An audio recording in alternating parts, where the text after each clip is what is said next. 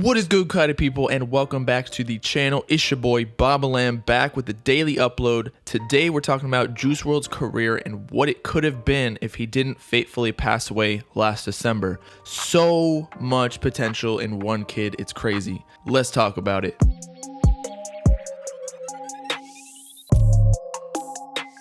I'm sure if you're watching this, you knew how talented Juice WRLD was, whether it was creating melodies and emotionally moving lyrics or rapping, and all of these capabilities pretty much on the spot freestyling. Even Young Thug admired Juice due to his ability to freestyle a whole verse, which was common for him. I like the 2006, or the 2006 to 2009 Lil Wayne.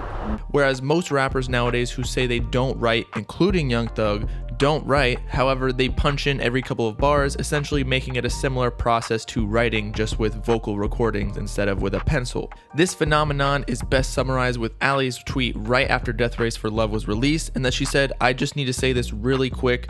Do y'all understand that every song off Death Race for Love was never written? I watched along with many others as he spoke every song into existence, one verse after another, freestyle, mostly based off of our day, mood, or high at the moment in time, a king."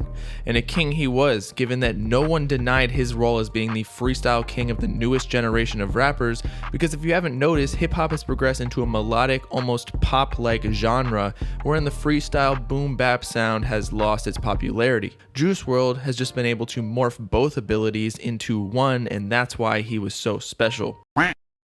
Anyway, the reason I wanted to make this video is because the SoundCloud playback statistics recently came out, and I noticed that Juice WRLD once again was the top streamed artist on the platform for the second year in a row. And in an alternate universe in which Juice remained alive, I could only see this trend on SoundCloud persisting for many years to come, in a similar manner to Drake dominating all streaming platforms for the last decade.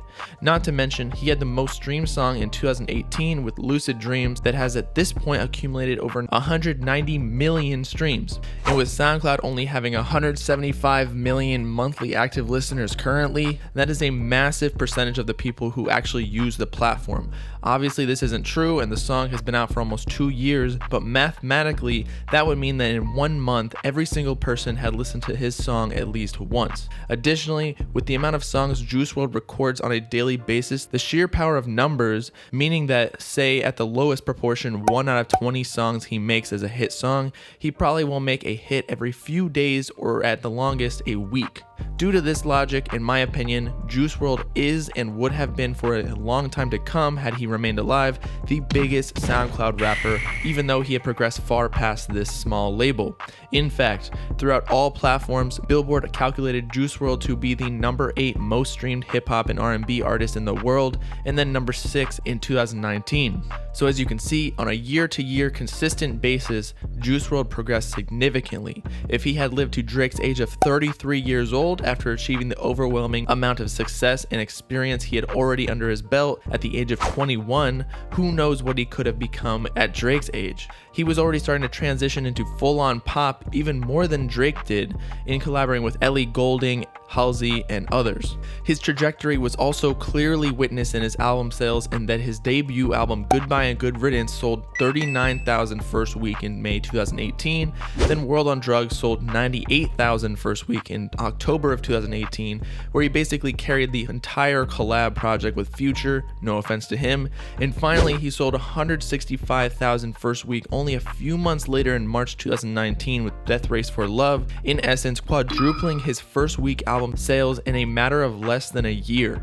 Also at this point, he had already accumulated over 400 million views on his Lucid Dreams music video with Cole Bennett, also being Lyrical Lemonade's most popular video to date, doubling the streams of the song on SoundCloud due to his aesthetic also being equally popular. So in summary, if there's one thing to take away from this video, is that at 21 years old, Juice WRLD could have become the successor to Drake if he had not passed away due to his crazy talent to match melodies with meaningful in the moment lyrics. He was and still is the biggest SoundCloud rapper ever, technically speaking, when it comes to number of streams on a year basis, and transitioned these numbers into the mainstream platforms, also becoming a top 10 streamed artist in the hip hop and R&B genre according to Billboard, and top 20 artists of all genres. With that, it's your boy Bobbalam signing off, paying a tribute to the legend Juice WRLD. Rest in peace. Let me know in the comments what y'all think his label should do with his 2,000 unreleased songs. I may be making a video on that topic as well for maybe his label to see, if they come across the video, with opinions from a lot of his fans, including myself. Make sure to like and subscribe while you're at it for more clout rapper news and analysis videos. Peace out, clout people. No sin.